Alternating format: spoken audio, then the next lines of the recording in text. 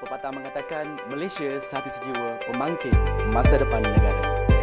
Jadi tuan-tuan dan puan-puan, sebelum kita beralih kepada peserta pidato yang seterusnya, dan di sini saya akan menyatakan sekali lagi syarat-syarat pertandingan yang dipertandingkan pada hari ini. Syarat utamanya adalah pemidato mestilah warga negara Malaysia dan berumur 18 tahun ke atas. Dan juga peserta tidak dibenarkan untuk menyertai pertandingan ini lebih dari sebuah daerah dan negeri dalam tahun semasa. Setiap pemidato diberikan masa 13 minit untuk menyampaikan hujah dan manakala 2 minit untuk menjawab soalan yang diberikan oleh juri. Dan tanpa melengahkan masa tuan-tuan dan puan-puan, kita persilakan peserta ketiga kita bagi pertandingan pidato peringkat daerah Johor Bahru, iaitu Encik Muhammad Adam bin Salam dengan tajuk pidatonya Malaysia di sini lahirnya sebuah cinta. Dipersilakan. Saudara dan saudari, dari Gelang Patah saya datang kemari ingin mengajak saudara dan saudari untuk menyampaikan sebuah pesanan dan pusaka untuk kegunaan kita di hari muka. Lihatlah di pintu sana. Bayangkan jika pejuang terdahulu kala masih hidup pada hari ini, mereka mesti akan menangis gembira melihat kepada keadaan negara kita pada hari ini yang aman, bebas dan sejahtera. Saya percaya kehadiran adik-adik di dalam dewan ini sebenarnya menyemarakkan lagi erti cinta di dalam negara kita. Maka dengarkanlah, Malaysia di sini lahirnya sebuah cinta. Saudara dan saudari, hari ini sebelum saya meneruskan kepada pidato saya pada hari ini, izinkan saya menyampaikan salutasi terhadap orang-orang yang penting di dalam Dewan pada hari ini. Sekalung apresiasi buat saudara pengerusi kombinasi kehakiman yang arif lagi disanjungi. Dif-dif jemputan yang dihormati. Seterusnya, saudara dan saudari, bangsa Johor, bangsa Malaysia yang saya kasihi. Assalamualaikum, salam sejahtera. Apa khabar penduduk Johor? Apa khabar penduduk Johor? Baik. Alhamdulillah. Saudara dan saudari, Malaysia bermula dengan penubuhan Persekutuan Malaysia, bermula dengan kemerdekaan Tanah Melayu 1957. Kemudian diikuti dengan Persekutuan Malaysia yang menggabungkan Sabah, Sarawak dan 11 negeri di Tanah Melayu. Dan apabila kita ingin berbicara tentang Malaysia, ia sebenarnya melihatkan kepada kita betapa tingginya jalur gemilang kita berkibar, dan juga yang menunjukkan kepada kita bagaimana perlembagaan Malaysia kita julang dan rukun negara kita pegang pada hari ini. Dan kalau kita ingin bercerita tentang istilah cinta pada hari ini sebenarnya saudara dan saudari, kita kena melihat daripada hasil usaha pejuang terdahulu yang berjuang kepada negara kita. Dan juga pada hari ini, cinta itu menyebabkan kita boleh duduk sama rendah, berdiri sama tinggi pada hari ini. Dan apabila cinta itu sudah terbentuk, sudah semestinya negara bangsa boleh kita bina di dalam negara kita pada hari ini. Saudara dan saudari, cinta. Apabila kita ingin melihat kepada frasa cinta, ia sebenarnya merupakan satu frasa yang universal.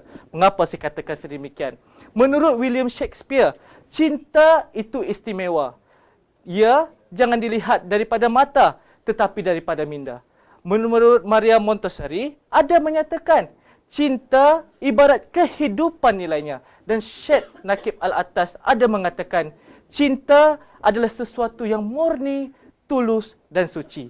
Dan kalau ditanya kepada adik-adik yang sedang berwasap agaknya di sana, apa erti cinta? Mungkin mereka akan katakan cinta monyet agak-agaknya. Itu adalah pengertian cinta merujuk kepada dalam negara kita pada hari ini. Maka, Malaysia di sini lahirnya sebuah cinta mengkehendakkan kita untuk merungkai dan menilai apa yang tersemat di dalam sanubari kita, iaitu apabila kita menghayati keistimewaan dan keunikan Malaysia pada hari ini.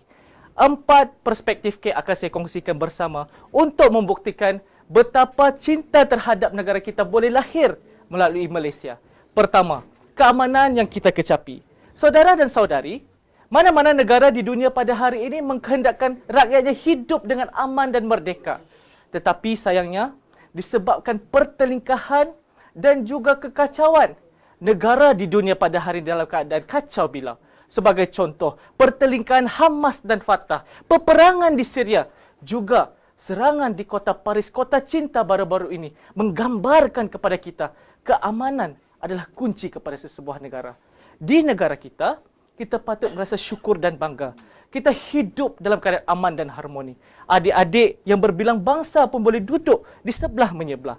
Saya fahamkan kepada anda, kita lihat bagaimana kerajaan telah melaksanakan pelbagai dasar sehingga kan ada lebih 30 dasar yang menyulami keamanan negara kita. Bermula dari dasar ekonomi baru sehingga kan ke hari ini 6 bidang keberhasilan utama negara kita perkenalkan. Dan melalui pelan tindakan perpaduan dan integrasi nasional bagi menggalakkan perpaduan. Kerana perpaduan yang kita bina pada hari ini adalah asas kepada keamanan negara kita. Buktinya, kita boleh melihat melalui indeks ketegangan kaum, negara Malaysia telah pun mencapai tahap rekod yang terbaik pada 7.4 per juta. Dan indeks keamanan dunia Malaysia pada tahun 2015, Malaysia berada di tangga ke-29 daripada 162. Itu daripada aspek pertama, keamanan yang kita kecapi. Kedua, kesenian dan kebudayaan yang diwarisi. Seni dan budaya adalah menyulami satu sama lain. Dan di mana-mana negara sekalipun, ia menggambarkan identiti sesebuah bangsa. Di dalam negara kita, seni dan budaya ini sebenarnya menyulami setiap rakyat di dalam negara Malaysia yang mengandungi 30 juta rakyat Malaysia dan 3 kaum utama Melayu, Cina dan India, serta lebih daripada 80 ras dan etnik yang ada di dalam Malaysia. Daripada Perlis hinggalah ke negeri Sabah, sebenarnya mempunyai keunikan kesenian dan kebudayaan tersendiri.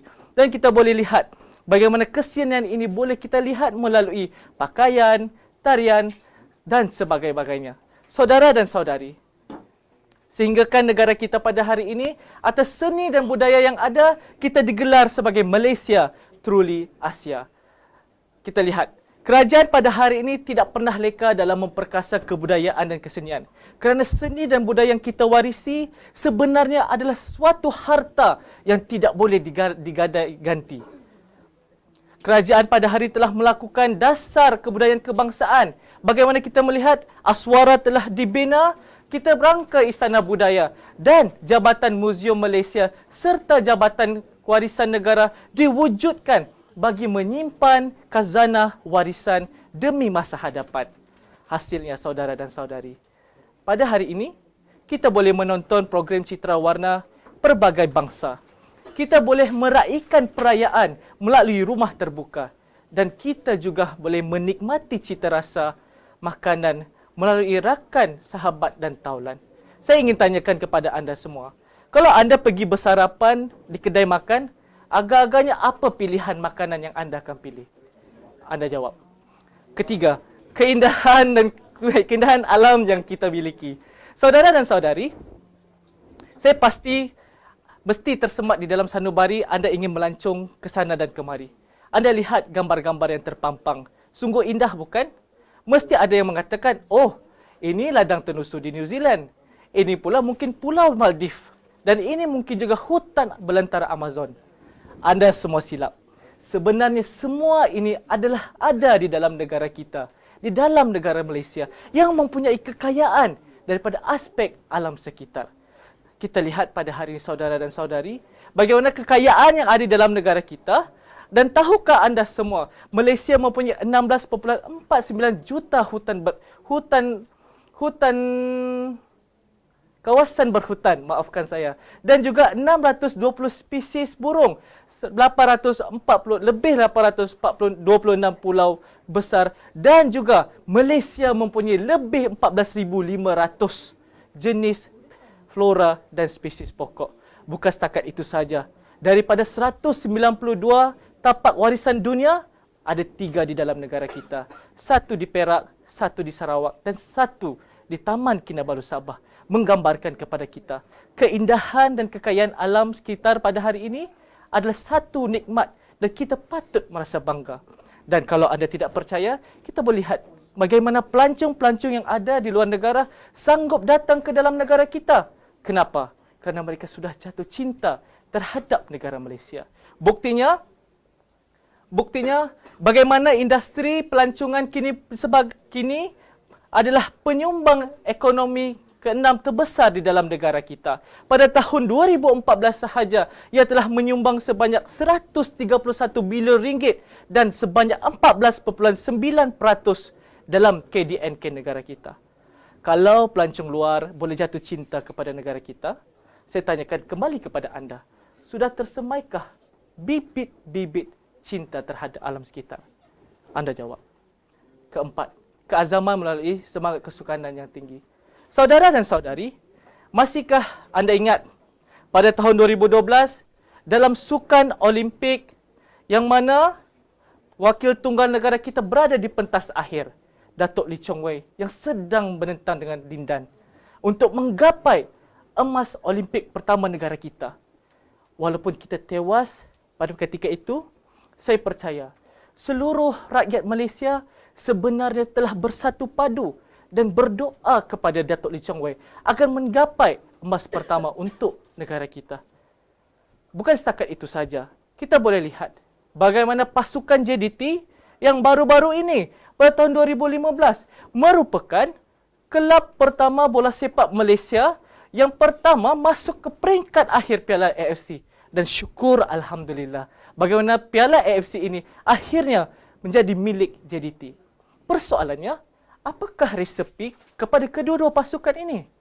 Jawapannya mudah, iaitu keazaman yang tinggi melalui semangat kesukanan yang dizahirkan kerana mereka percaya untuk mengibarkan jalur gemilang di peringkat antarabangsa, ia memerlukan semangat serta keazaman yang tinggi dalam bidang kesukanan.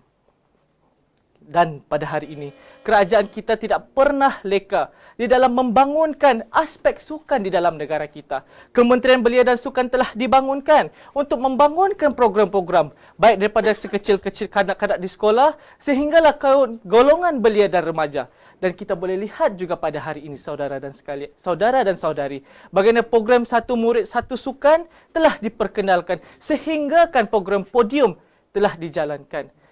Kesemua ini sebenarnya menggambarkan kepada kita kerajaan tidak pernah leka dalam membentuk sukan demi masa hadapan.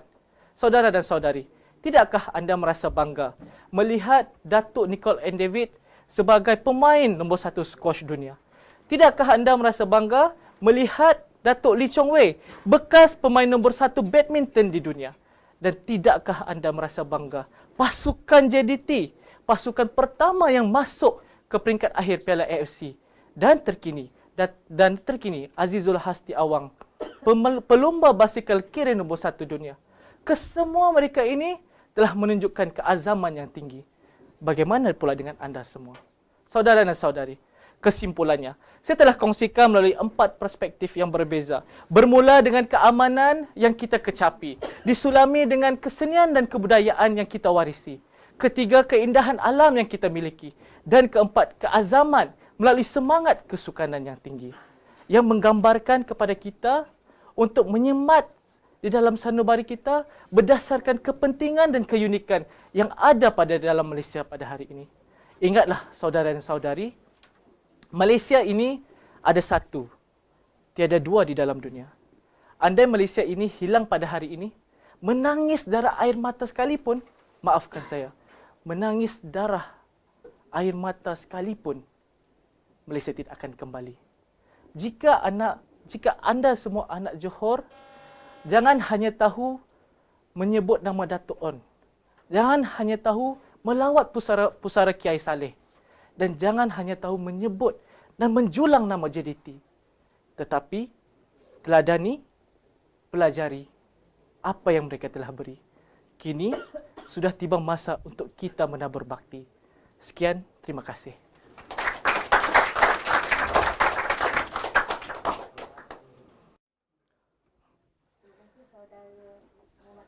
Ya, saya. 27. Tajuk hari ini adalah Malaysia di sini lahirnya sebuah cinta. Ya, saya. Okey, soalan saya. Sekarang ni fenomena pada hari ini apa yang kita lihat, semangat cintakan negara semakin luntur. terutamanya sekali golongan Gen Y yang lantang bersuara dan kadang-kadang membuat tindakan membuta tuli.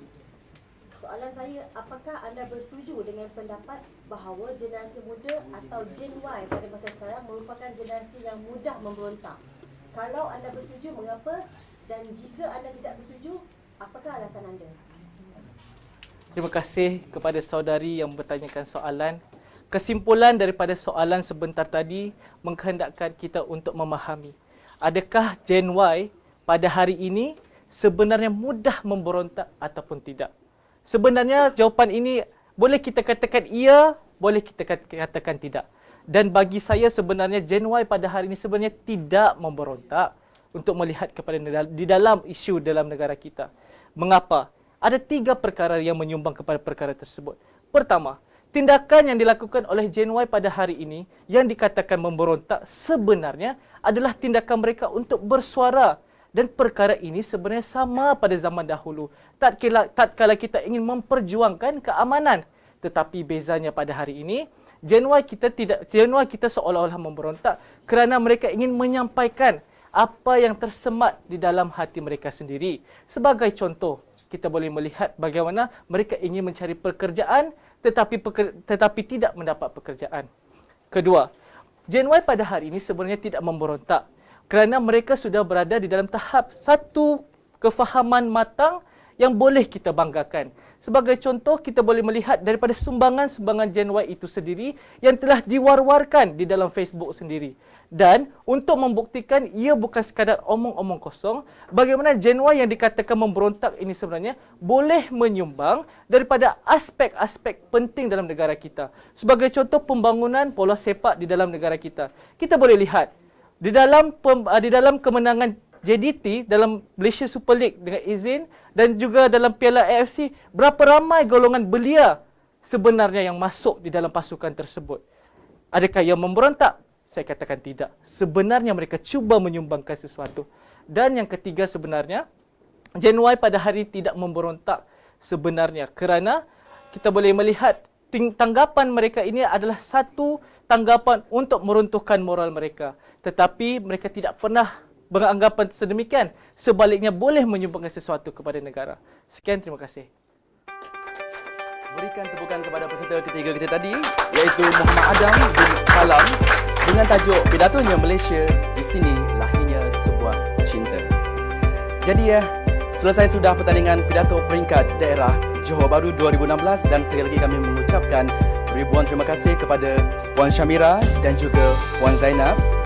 Dan juga sekaligus kepada kesemua para pelajar Kelab 1 Malaysia Maktab Sultan Abu Bakar di atas kesudian bersama dengan kami pada hari ini dalam pertandingan pidato peringkat daerah Johor Bahru 2016. Dan tidak lupa juga kepada para juri kita diucapkan terima kasih sekali lagi yang berusaha Encik Muhammad Iqbal bin Ibrahim, yang berusaha Encik Muhammad Nasharuddin bin Muhammad Shah dan juga yang berusaha Puan Nurul Haidar serta kru-kru kami yang menjayakan program ini, iaitu pertandingan pidato peringkat daerah Johor Bahru 2016.